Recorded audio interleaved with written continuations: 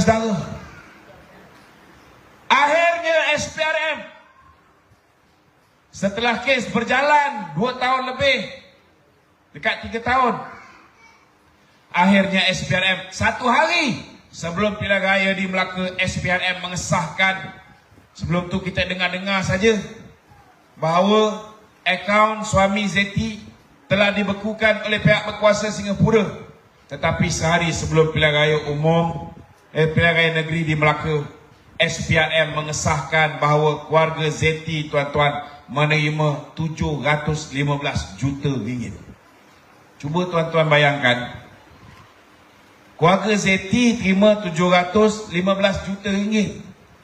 Dia dah pakai yang kena beku, yang sempat dibeku oleh pihak berkuasa Singapura 64 juta je. Yang lain dia dah pindahkan. Kemudian SPRM mengesahkan 85 juta telah diperolehi oleh Nur Muhammad Yaakob, iaitu orang yang sangat dekat dengan Tun Dr. Mahathir, sama macam Zeti. Dan Nur Muhammad Yaakob ini, tuan-tuan, saudara, telah ditugaskan oleh Datuk Seri Najib untuk cek sama ada pelaburan yang nak dibuat oleh SRC International nak pinjam duit kuap ini, adakah ianya viable project, adakah ianya satu projek yang boleh mendatangkan hasil, yang boleh memberikan pulangan yang baik kepada kuap. Saudara, macam mana Nur Muhammad Yaakob nak bagi nasihat yang boleh menguntungkan penyimpan-penyimpan duit kuap ni, dalam keadaan dia dah disogok dengan 85 juta ringgit oleh Jolo, tuan-tuan. Macam mana Zeti tak kata bahawa duit ini bersih, duit ini tak ada unsur rasuah, duit ini bukan daripada 1MDB? Adakah dia akan berkata benar? Sudah pasti dia takkan kata benar, sebab dia menerima 715 juta dalam akaun suami dan anaknya. Suami dia Taufik Aiman, anaknya Aziz Taufik dan Samuel Go. Saudara, cuba tuan-tuan bayangkan, Datuk Najib dia hanya menerima 42 juta. Itu pun, saudara, tuduhan yang dia terima. Dia kata Datuk Najib terima 42 juta. Ini ialah duit sogokan kerana Datuk Najib telah meluluskan pinjaman 3,5 tahun yang lalu kepada SRC International yang pinjam duit kuap. Saya nak tanya, kalau orang makan rasuah ni, kan, dia luluskan sesuatu, boleh tak orang yang nak bagi rasuah dia kata, okey, kau luluskan ni, aku akan bagi rasuah ke engkau 3,5 tahun akan datang? Boleh? Tak apa, tuan-tuan, dalam Malaysia ni ada orang bodoh yang akan percaya benda ni. Tetapi tuan-tuan, kalaupun ada orang bodoh yang percaya dengan dakwaan daripada Pakatan Harapan ni, soal dia hari ni, sudah ada bukti yang menunjukkan bahawa duit yang Datuk Seri Najib terima dalam akaun dia itu bukan duit daripada SRC dan bukan duit yang dipinjam daripada kuap. Sebaliknya, bukti baru yang dibawa oleh Peguam Datuk Seri Najib di Mahkamah Persekutuan, tuan-tuan, menunjukkan bahawa duit ini adalah duit Putra Perdana Development yang dipinjam 140 juta daripada Maybank. Dan pegawai Maybank mengesahkan Nazlan yang merupakan Head of Corporate and Legal Affairs Maybank ketika itu. Nazlan adalah merupakan Company Secretary Maybank. Nazlan, tuan-tuan, ialah General Counsel Maybank ketika itu. Nazlan tahu, tapi bukan setakat dia buat tak tahu, malah dia tuduh Datuk Seri Najib yang mencadangkan penubuhan SRC International. Sebenarnya, tuan-tuan, bukti baru menunjukkan bahawa Maybank telah dibayar RM800,000 oleh 1MDB untuk menguruskan SRC ini sendiri, tuan-tuan. Itu sebabnya, saudara, kalau kita ada peguam negara yang adil, kalau kita ada peguam negara yang bukan lantikan Muhyiddin Yassin, bukan lantikan Mahathir, saudara, saya yakin kita boleh berikan keadilan pada Datuk Seri Najib, dan Datuk Seri Najib anytime tuan-tuan boleh dibebaskan daripada penjara. Kerana hari ini tuan-tuan terang lagi bersuluh. Tuduhan pun dah salah. Tuduhan kata dia terima 42 juta daripada SRC. Rupa-rupanya tuan-tuan, duit Putera Perdana yang masuk 42 juta yang pinjam daripada Maybank ni, daripada duit 42 juta ini 32 juta pula dipindahkan ke akaun SRC International. Dah terbalik. Bukan SRC bagi Datuk Najib, Datuk Najib yang bagi kepada SRC. Itu pun Datuk Najib tak tahu tuan-tuan. Mula-mula bagi 27 juta, lepas tu bagi 5 juta. Yang betul-betul ada dalam akaun Datuk Seri Najib 10 juta. Dan duit itulah dicampurkan dengan duit sumbangan daripada Kerajaan Arab Saudi, dicampurkan dengan duit Pak Arab, semua sekali yang lain tu. Dalam tu duit semua campur. Akaun ni dijaga oleh Nik Faisal. Datuk Seri Najib tak tahu apa-apa. Bila dia diminta untuk tanda tangan cek, dia tanda tangan. Dan ada pula bila mana pasukan petugas khas siasat tuan-tuan. Pasukan petugas khas mendapati saudara. Pasukan petugas khas mendapati daripada perbualan BBM, BlackBerry Messenger, antara Jolo dengan Joanna. Jolo marah dengan Joanna kerana ada satu hari ni tuan-tuan, bank statement tersebut sampai ke pejabat Perdana Menteri. Dan Perdana Menteri tanya, what is this? Macam mana dia tak tahu pasal akaun ni? Dan dalam perbualan BlackBerry ini saudara, Jolo marah Joanna dan minta Joanna pastikan jangan sampai Datuk Seri Najib tahu tentang transaksi akaun tersebut. Ini jelas membuktikan bahawa hari ini saudara, Datuk Seri Najib menjadi kambing hitam. Penyamun sebenar ialah Jolo, yang kita tahu bapa dia dikayakan oleh Tun Dr. Mahathir dengan pemberian projek-projek pembinaan pelabuhan dan sebagainya di Sarawak tuan-tuan. Yang kaya dapat 715 juta tapi tak didakwa oleh Idrus ini. Siapa dia tuan-tuan? Ialah manusia bernama Zeti dan suaminya Taufik Aiman serta anaknya Aziz Taufik. Yang terima lebih banyak ialah Nur Muhammad Yaakob, yang telah menyediakan kertas kabinet yang akhirnya menyebabkan kabinet bertindak meluluskan pinjaman kepada SRC atas kertas kabinet yang telah disediakan oleh Nur Muhammad Yaakob. Orang ni tak didakwa sehingga hari ini. Nik Faisal dalam kes Roger Ng, Tim Lesnar mengatakan Nik Faisal meminta 5 juta US dollar. Itu jauh lebih banyak daripada 10 juta yang akhirnya masuk ke akaun Datuk Seri Najib. Tetapi orang ni seorang pun tak didakwa tuan-tuan. Saya bukan nak petikai keputusan mahkamah, tidak. Cuma saya nakkan keadilan.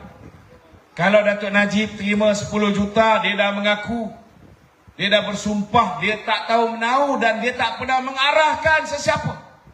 Dalam Islam ni saudara, kita ni berpegang pada tali agama. Betul? Kalau orang bersumpah dengan kalimah wallahi wa billahi wa tallahi ni, saudara, boleh tak main-main dengan sumpah macam ni? Kalau tangkap isap okok, kita boleh sumpah mak, abang tak isap okok.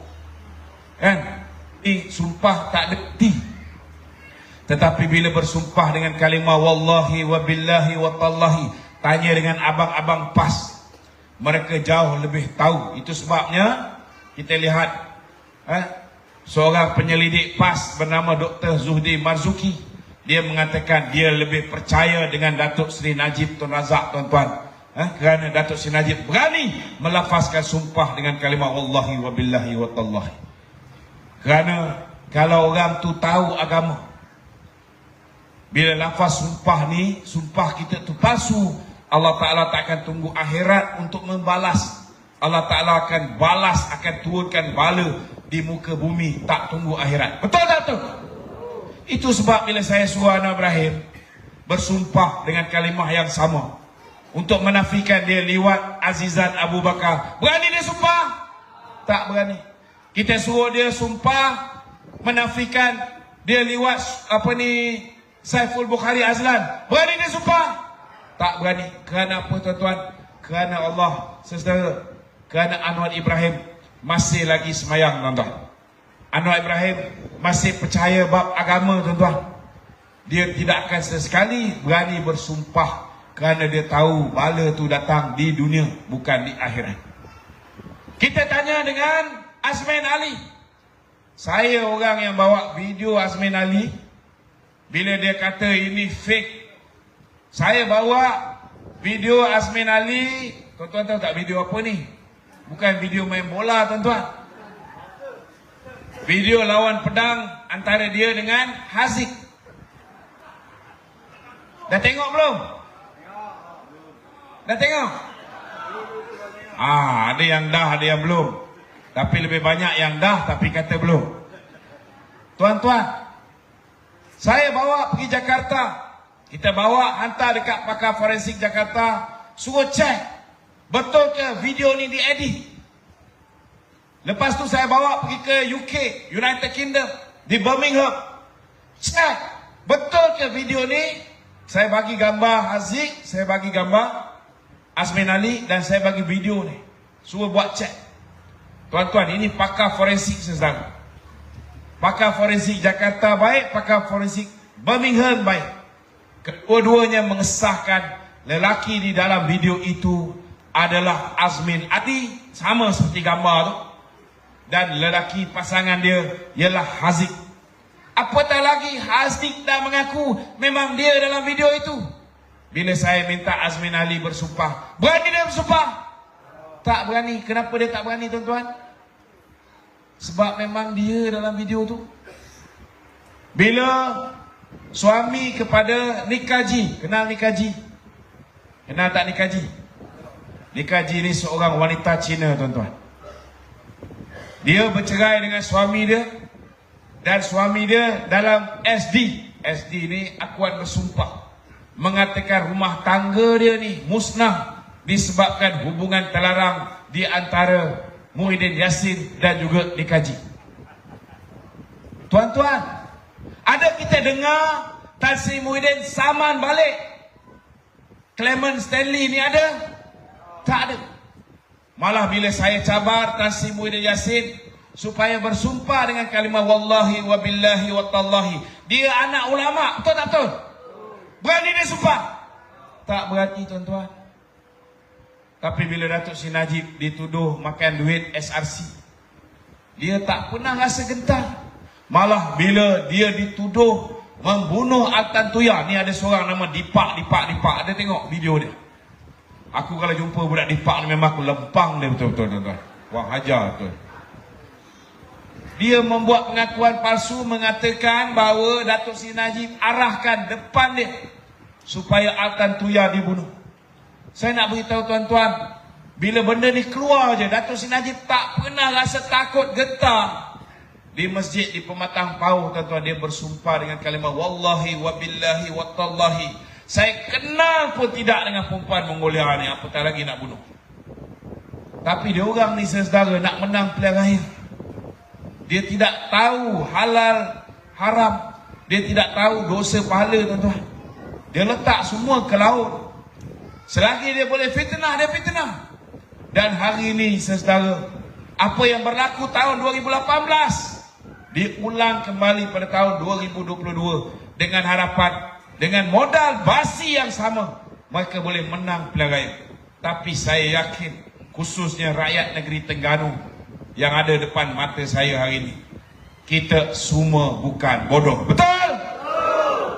Saya yakin tuan-tuan akan dapat menilai yang mana kaca, yang mana permata, yang mana fakta, yang mana akta.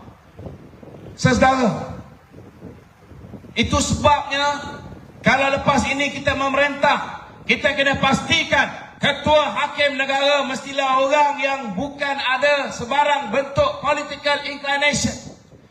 Ketua hakim negara mesti orang yang bebas. Ketua polis negara mesti orang yang bebas, berkecuali Peguam negara mestilah orang yang bebas berkecuali. Ketua Pesuruhjaya SPRM mestilah orang yang bebas berkecuali. Semua institusi-institusi asas negara ni, kita kena letak orang yang bebas berkecuali, yang boleh beri keadilan kepada semua rakyat. Tak kira orang Melayu, India, Cina, Kadazan, Dusun, Lumbawang. Tak kira dia orang PAS, orang UMNO, PKR, DAP. Kita kena beri keadilan kepada semua. Kalau kita memerintah, tuan-tuan, kita buat politik dendam, sama macam apa yang Pakatan Harapan dan Perikatan Nasional buat. Maknanya saudara, nilai kita ini samalah macam pemimpin-pemimpin Pakatan Harapan dan Perikatan Nasional. Dan alhamdulillah saudara, Datuk Seri Zahid Hamidi memberi jaminan. Kalau kata kita memerintah pilihan raya umum yang akan datang, beliau memberi jaminan bahawa Barisan Nasional tidak akan mengamalkan politik dendam seperti mana dilakukan oleh PH dan PM. Kita akan reset semua sekali saudara. Malam ni juga saya nak jawab beberapa perkara. Ada orang tanya, di peringkat persekutuan kita dah bubar. Kenapa di peringkat negeri Terengganu, negeri Kedah, negeri Kelantan, Pulau Pinang, mana lagi? Negeri Sembilan, Selangor, kita tak bubar. Hari ini saudara, saya nak beritahu dengan tuan-tuan. Satu-satunya parti pembangkang dalam negara ni, dalam dunia, bukan dalam negara, yang tak nak pilihan raya, kat Malaysia ada tuan-tuan. Negara lain tuan-tuan, pembangkang buat demonstrasi, minta supaya buat pilihan raya. Betul tak betul? Zaman dululah, zaman reformasi apa semua. Bila lambat buat pilihan raya je, dia orang buat demonstrasi setiap minggu. Betul lah? Mereka desak supaya pilihan raya diadakan segera supaya mereka boleh tukar kerajaan. Betul tak? Sebab apa? Sebab mereka begitu yakin mereka boleh menang pilihan raya. Hari ini kita nak tanya Dr. Sam ni. Dr. Sam hari ini menggelupur tuan-tuan. Dia bukan hanya geng Publica. Tuan-tuan ingat lagi geng Publica? Siapa yang banyak mengikuti live saya sebelum ni? Dr. Sam ni antara orang yang merupakan sebahagian daripada kumpulan Publica. Dulu Taqiyuddin juga sebahagian daripadanya. Tetapi sekarang Taqiyuddin pun dah tak nak lagi dah. Dia pun dah nak mirip kepada Muafakat Nasional. Saudara, hari ini Dr. Sam antara orang yang rancak tuan-tuan, cuba nak gabungkan Perikatan Nasional dengan GTE. Maknanya kalau sebelum ini PAS dalam ceramah-ceramah politik dia mengatakan kita tidak boleh sesekali condong kepada pemimpin yang zalim macam Mahathir. Selepas ini jangan terkejut kalau akhirnya PAS terpaksa cium mulut dengan Mahathir balik tuan-tuan. Dan orang yang mengusahakan perkara ini tak lain tidak bukan Menteri Besar tuan-tuan juga. Sebab apa? Sebab mereka hari ini panik. Kalau mereka tahu mereka boleh menang negeri Terengganu balik, kalau misalnya kerajaan persekutuan dah bubar, adakah dia akan tangguh?